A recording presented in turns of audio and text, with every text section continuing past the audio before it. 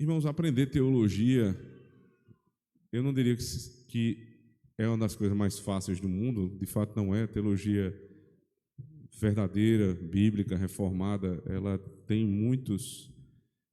Você precisa conhecer outras ciências, ter outros tipos de conhecimento para ler bem, para conhecer bem. Então, não é uma coisa muito fácil, mas não é impossível de você aprender. Não é algo absurdo, não precisa ser um gênio para aprender, especialmente o mínimo de teologia que a gente precisa para a nossa vida. Portanto, geralmente os nossos problemas, quando nós somos pegos em um erro que infringe a lei de Deus, não são problemas de conhecimento teológico, especialmente quando nós temos a oportunidade de participarmos, de sermos membros de uma igreja que é dita uma igreja reformada, bíblica. Então, geralmente o problema não é conhecimento.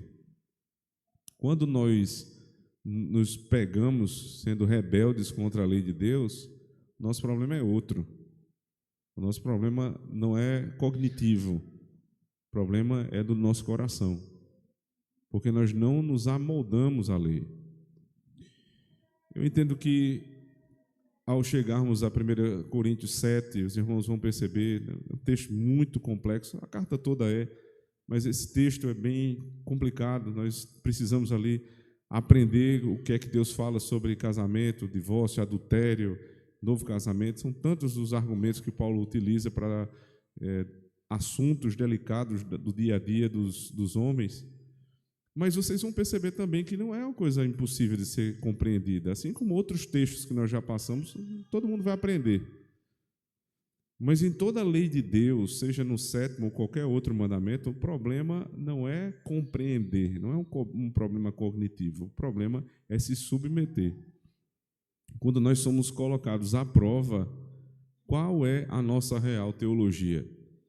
Me lembro em uma aula do seminário, uma aula de teologia sistemática, o professor Daniel Carneiro, ele disse um negócio que até hoje eu me lembro.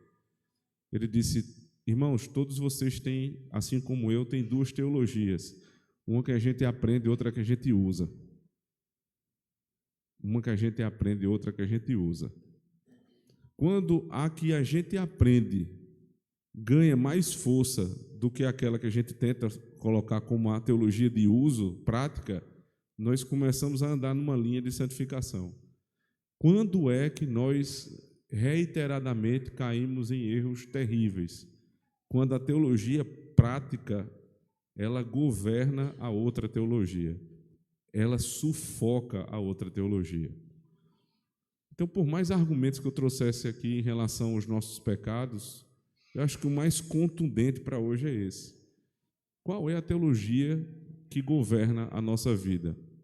A que nós aprendemos aqui nos sermões, nos estudos, nas conferências, nas nossas reuniões, que nós aprendemos em casa, no catecismo, nos devocionais, ou aquela da conveniência, quando eu estou sendo colocado à prova, quando o que eu fiz não se encaixa com aquilo que eu digo que deveria fazer. Essa é a diferença, por exemplo, de Saul para Davi. Ambos pecaram gravemente, mas como vimos hoje pela manhã, Saul disse a Davi: tu és mais justo do que eu. Ou seja, ele ainda tinha um senso de justiça própria. Já quando Davi foi pego em grave pecado, as palavras dele foram: pequei contra ti somente. Tu serás justo no falar e justo no julgar. Se você tem o mesmo espírito de Davi, eu quero lhe convidar a confessar os seus pecados agora, sem justificativas, mas dizendo: Senhor, tem misericórdia de mim.